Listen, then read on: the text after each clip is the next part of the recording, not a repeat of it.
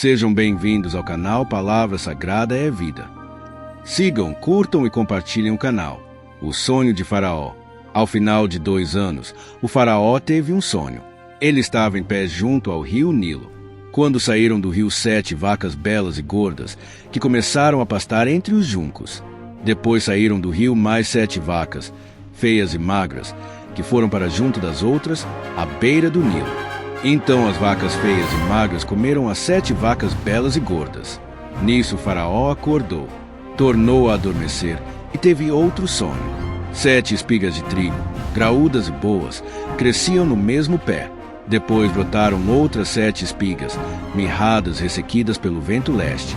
As espigas mirradas engoliram as 7 espigas graúdas e cheias. Então o faraó acordou. Era um sonho. Pela manhã, perturbado, mandou chamar todos os magos e sábios do Egito e lhes contou os sonhos, mas ninguém foi capaz de interpretá-los. Então o chefe dos copeiros disse ao faraó: "Hoje me lembro de minhas faltas." Certa vez o faraó ficou irado com 2 dos seus servos e mandou prender-me junto com o chefe dos padeiros, na casa do capitão da guarda. Certa noite cada um de nós teve um sonho, e cada sonho tinha uma interpretação. Pois bem, havia lá conosco um jovem hebreu, servo do capitão da guarda. Contamos a ele os nossos sonhos, e ele os interpretou, dando a cada um de nós a interpretação do seu próprio sonho. E tudo aconteceu conforme ele nos dissera. Eu fui restaurado minha posição, e o outro foi enforcado. O faraó mandou chamar José, que foi trazido depressa do calabouço. Depois de se barbear e trocar de roupa, apresentou-se ao faraó. O faraó disse a José: "Tive um sonho que ninguém consegue interpretar, mas ouvi falar que você, ao ouvir um sonho, é capaz de interpretá-lo."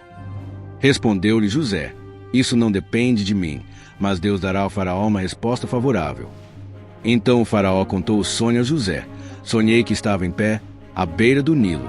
Quando saíram do rio 7 vacas, belas e gordas, que começaram a pastar entre os juncos. Depois saíram outras 7, raquíticas, muito feias e magras. Nunca vi vacas tão feias em toda a terra do Egito. As vacas magras e feias comeram as 7 vacas gordas que tinham aparecido primeiro. Mesmo depois de havê-las comido, não parecia que o tivessem feito, pois continuavam tão magras como antes. Então acordei. Depois tive outro sonho. Vi 7 espigas de cereal, cheias e boas, que cresciam no mesmo pé. Depois delas, brotaram outras 7, murchas e mirradas, ressequidas pelo vento leste. As espigas magras engoliram as 7 espigas boas. Contei isso aos magos, mas ninguém foi capaz de explicá-lo. O faraó teve um único sonho, disse-lhe José. Deus revelou ao faraó o que ele está para fazer. As 7 vacas boas são 7 anos, e as 7 espigas boas são também 7 anos. Trata-se de um único sonho.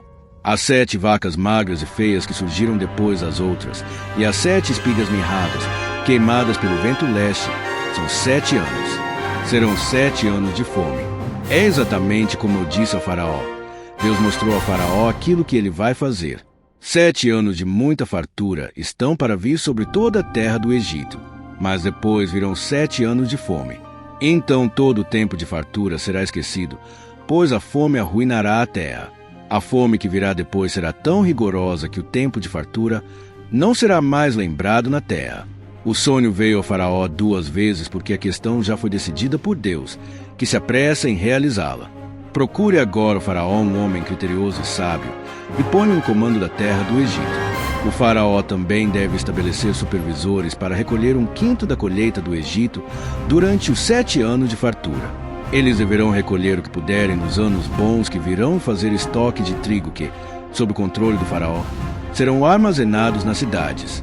Esse estoque servirá de reserva para os 7 anos de fome que virão sobre o Egito, para que a terra não seja arrasada pela fome. O plano pareceu bom ao faraó e a todos os seus conselheiros. Por isso o faraó lhes perguntou: "Será que vamos achar alguém como este homem, em quem está o Espírito Divino?" Disse, pois, o faraó a José: "Uma vez que Deus revelou todas essas coisas, não há ninguém tão criterioso e sábio como você. Você terá o comando de meu palácio, e todo o meu povo se sujeitará às suas ordens.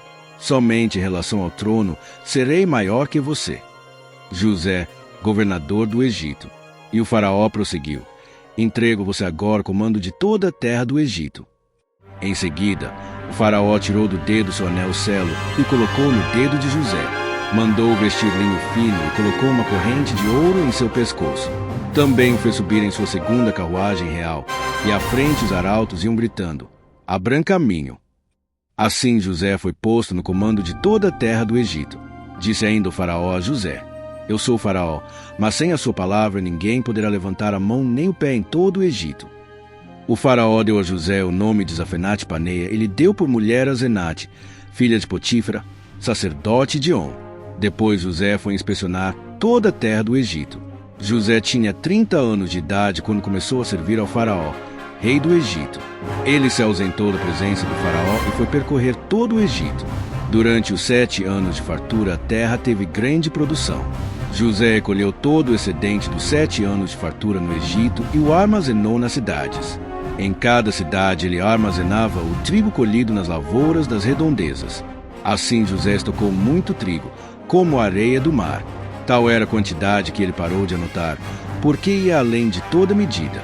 Antes dos anos de fome, a Zenate, filha de Potífera, sacerdote de On, deu a José 2 filhos. Ao primeiro, José deu o nome de Manassés, dizendo: "Deus me fez esquecer todo o meu sofrimento e toda a casa de meu pai." Ao segundo filho, chamou Efraim, dizendo: "Deus me fez prosperar na terra onde tenho sofrido." Assim chegaram ao fim os 7 anos de fartura no Egito, e começaram os 7 anos de fome, como José tinha predito. Houve fome em todas as terras, mas em todo o Egito havia alimento. Quando todo o Egito começou a sofrer com a fome, o povo clamou a Faraó por comida, e este respondeu a todos os egípcios: "Dirijam-se a José e façam o que ele disser."